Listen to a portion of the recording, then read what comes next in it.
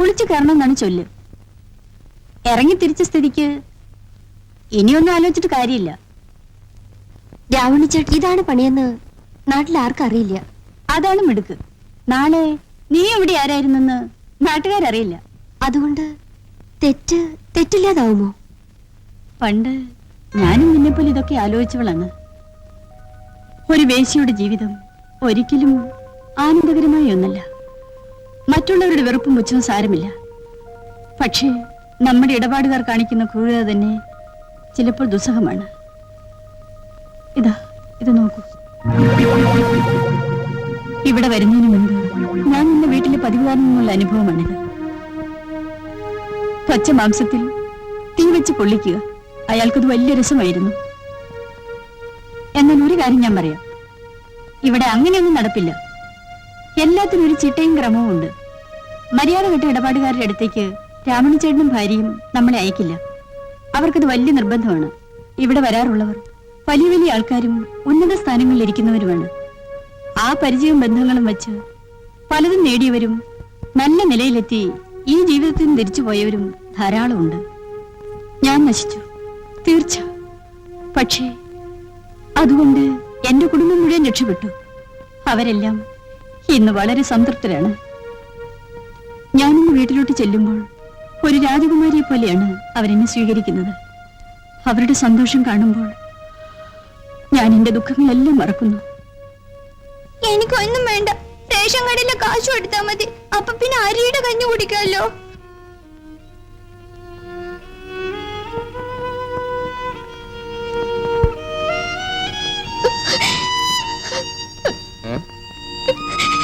നീ എന്തിനാ കരയുന്നേ? ഒരു വേശ്യക്ക് കരയാൻ പാടില്ലേ? ഇന്ന് വരെ ഒരുത്തിയും കരയുന്ന ഞാൻ കണ്ടിട്ടില്ല. കരഞ്ഞ് കണ്ണീര് പറ്റിയിട്ടാവും ഞാൻ ഇന്ന് ഈ കട്ടിലിൽ വെച്ച് വേശ്യായതേ ഉള്ളൂ. കുറെ കഴിയുമ്പോ എന്റെ കണ്ണുനീരും തീർന്നിരിക്കും. ഓഹോ, അങ്ങനെയാണോ? ഞാൻ നിന്നെ മറക്കില്ല. അങ്ങ് മറന്നാലും എനിക്കൊരിക്കലും അങ്ങെ മറക്കാൻ പറ്റില്ല. ഹരിശ്രീ വരപ്പിച്ച് ആശാനെ മറക്കില്ലെന്ന് കേട്ടിട്ടുണ്ട്. ആട്ടെ, നീ എങ്ങനെ ഇവിടെ എത്തി? ദയവായി അതൊന്നും ചോദിക്കരുത്. എന്റെ കഴിഞ്ഞ കാലം കുറച്ചു മുമ്പ് ഞാൻ കത്തിച്ചു കളഞ്ഞതാണ്. അയ്യോ വേണ്ട സാർ. ഞാൻ നിന്റെ സുഖത്തിന് വേണ്ടിയല്ല, എന്റെ സുഖത്തിന് വേണ്ടി എവിടെ വന്ന് കാശ് തരുന്നത്. കുടിക്കേ.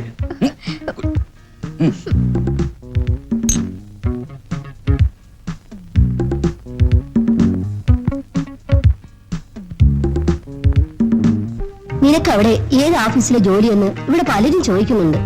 വടക്കേതിലെ രമയ്ക്കും നിന്റെ കൂടെ ചേർന്നാ കൊള്ളാവുന്നുണ്ട്. വേണ്ടമ്മേ, ഇനി ഇവിടെ വേക്കൻസി ഇല്ല. സരസ്വതി, വർത്തമാനമൊക്കെ പിന്നെ ആകാം. അവൾക്ക് ആഹാരം ഉണ്ടാക്കാൻ നോക്ക്. എനിക്കായിട്ട് ഒന്നും ഉണ്ടാക്കണ്ട, നിങ്ങളോടൊപ്പം ഞാനും കഴിച്ചോളാം. പറ്റില്ല. ഇന്ന് ഈ വീടിന്റെ ഭാഗ്യദേവത നീയാണ് മോളെ. മഹാലക്ഷ്മി വീട്ടിൽ വന്നാൽ അതുപോലെ സൽക്കരിക്കണ്ടേ? ആ വാ മോളെ.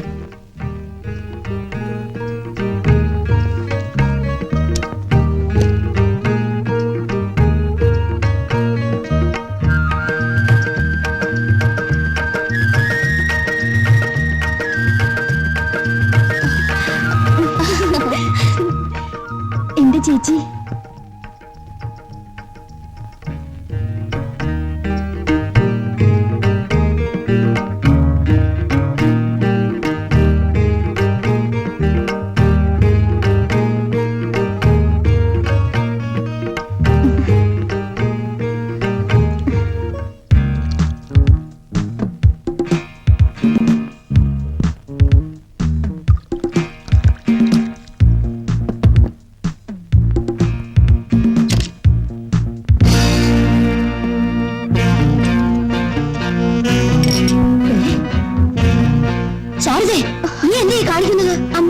ശബ്ദിച്ച് മറ്റുള്ളവർ ഉണർത്തണ്ട.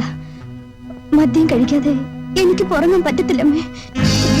അമ്മേ, പെറ്റമ്മയോട് ഒന്നും ഒളിച്ചു വെക്കാൻ പാടില്ലെന്ന് എനിക്കറിയാം. നാളെ ഞാൻ മരിച്ചു പോയാൽ എന്റെ ശാലിക്ക് ഗതി വരരുത്. നശിച്ചു, എല്ലാം നശിച്ചടി. ശരിയാണമ്മേ, അച്ഛൻ എന്നെ വിളിച്ചില്ലേ മഹാലക്ഷ്മി എന്ന്? അതെ, ഈ മഹാലക്ഷ്മിക്ക് ധനം തരുന്ന മഹാവിഷ്ണുമാർ ഒന്നല്ല 1000 ആണമ്മേ. അതാണമ്മേ രാഹുൽ എനിക്ക് വാങ്ങിത്തന്ന തൊഴിൽ കുടിക്കാതെ ഞാൻ എന്ത് ചെയ്യും? എന്റെ മോളെ,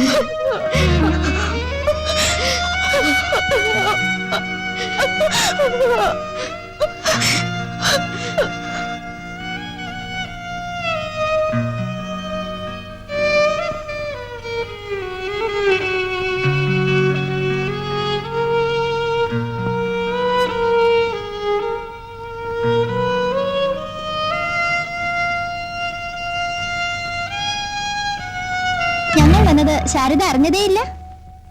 എന്താ ഇത്ര വലിയ ആലോചന? കുറെ നാളുകൾക്ക് ശേഷം ഞാൻ വീട്ടിലേക്ക് പോവാണ്.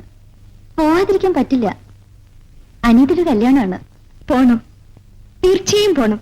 ശാരദയെ പറ്റി എല്ലാ കാര്യവും വീട്ടുകാർക്കറിയാം അല്ലേ? അറിയാം. ഞാൻ അയക്കുന്ന കാശുകൊണ്ടാണ് അവരെല്ലാം ജീവിക്കുന്നത്. വീട് നന്നാക്കി, ഇളയ കുട്ടികളുടെ പഠിത്തവും നോക്കി. ഇപ്പോ അനിയത്തിയുടെ കല്യാണത്തിന് ആവശ്യമായ പണം കഴിച്ചു കൊടുത്തു. എന്റെ ജീവിതം ഞാൻ ഹോമിച്ചു.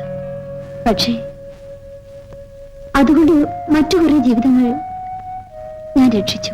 അനിയത്തിയുടെ കല്യാണം നേരിൽ കാണണമെന്ന് ശാരദയ്ക്ക് വലിയ ആഗ്രഹമുണ്ടല്ലേ? തീർച്ചയായും ആ മംഗളകർമ്മത്തിന് ശാരദ കൂടെ ഉണ്ടായിരിക്കണം. അതെ, ഞാൻ ഏറ്റെടുത്ത ഭാരത്തിന്റെ ഒരു പ്രധാന ഘട്ടം ഇതോടെ അവസാനിക്കുന്നു. ആ, പോകാൻ സമയമൊന്ന്. ഞാൻ തയ്യാറാവട്ടെ? ശരി.